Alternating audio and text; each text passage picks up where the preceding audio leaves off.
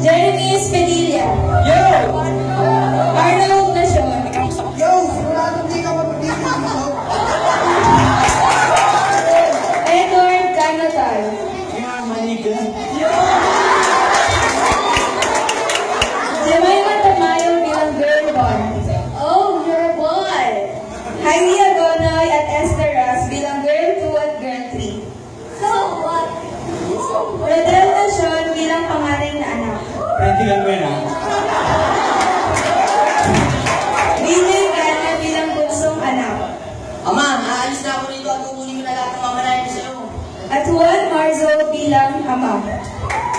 Anak, hindi mo kailangan umalis.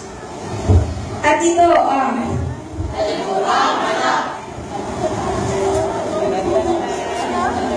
sa isang malayong lupain ay mayroong mag-aama na sobrang yaman.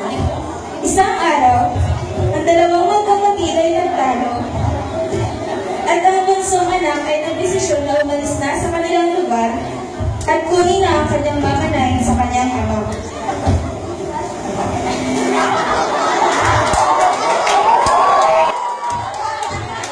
Ama, aalis na ako rito at kukunin ko na lahat ng mamalayan sa inyo. Gusto ko maranasan ang buhay sa labas ng malaya sa inyo. Anak, hindi mo kailangan umalis.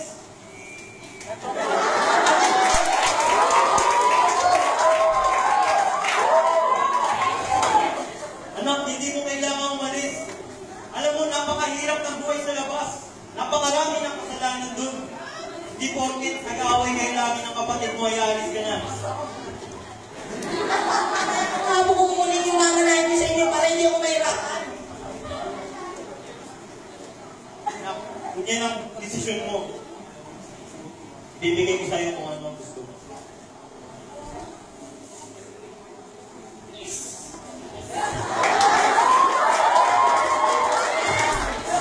Kung kabuuan ng mamanahin mo sa akin.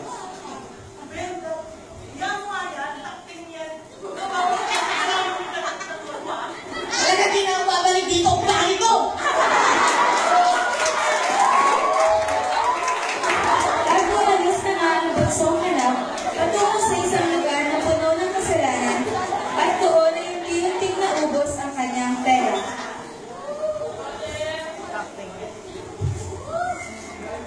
Hi girls!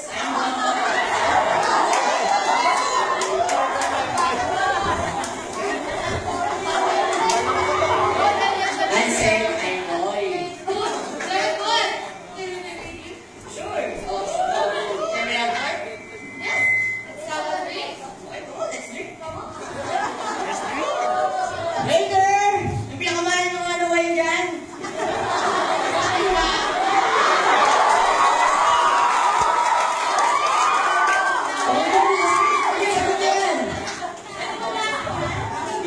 Isang drum pa nga ako eh.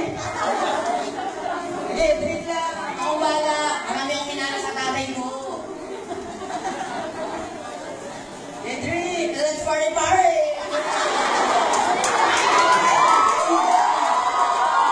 Party, party. Hey, man. Kumay tayo na. Tara, let's go work. Siguraduhin nyo lang marami ang dala nyo. Okay, girls, tama.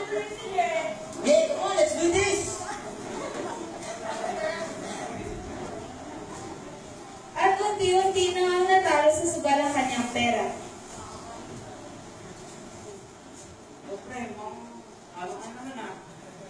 Oo nga, wala na akong pera dito mga bro. Ano ba yung mga girls? Wala ng pera pang boy nyo.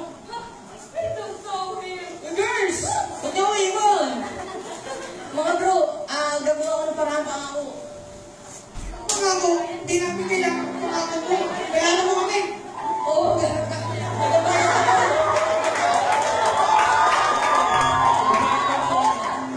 mo palugi.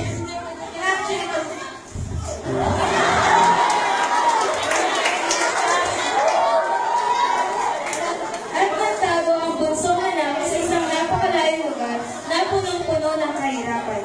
Siya ay namasukan bilang tagapag-alaga ng baboy.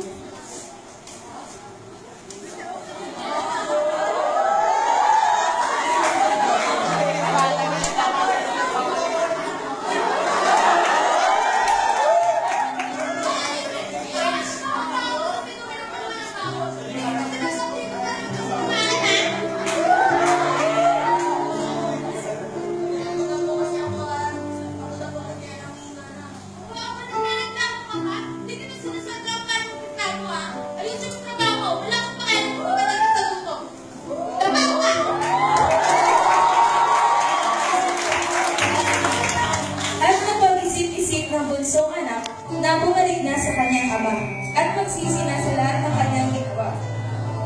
Buti pa sa bahay ng aking ama. Sasarap ang aking nakain ng aming mga tagapagsilbyo. Dito, nakikihati ako sa pagkain ng baboy. Uwi na ako sa bahay ng aking ama.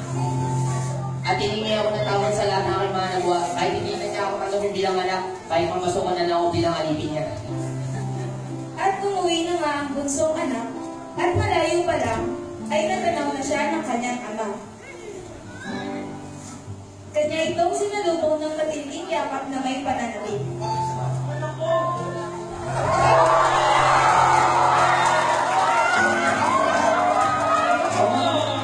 Patawad sa lahat ng aking mga nagawa. Nagsisisi po ako. Kahit hindi niyo po ako nagtatakaw bilang alam ko kahit ang nagawa.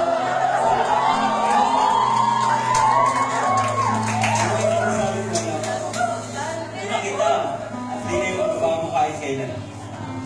Mamatay ka, ngunit muling mabuhay. Nawala, ngunit nasumpukan. Pinapatawad na kita sa mga nagawa mong kasalanan.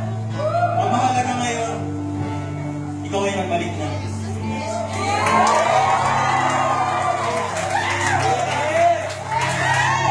At nagtitingin sa kalaman ng lahat, ay natuntun sila ng grupo ng mga gangster na pinagkakautangan ng bunsong anak.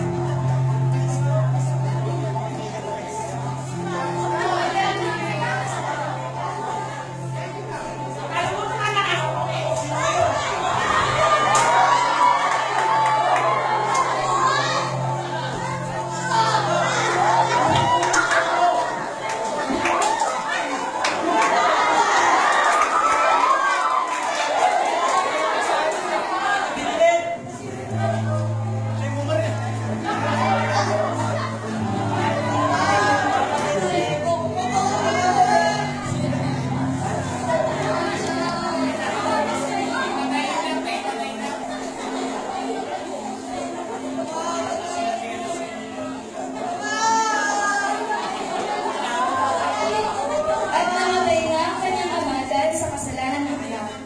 Tulad ni Kristo Jesus, ibinabis niya ang kanyang buhay para matubos ang kasalanan ng sanlibutan. Upang ang lahat ng sumunod sa kanya ay di na mapahamak at nakita. Maraming salamat po sa inyong pananood.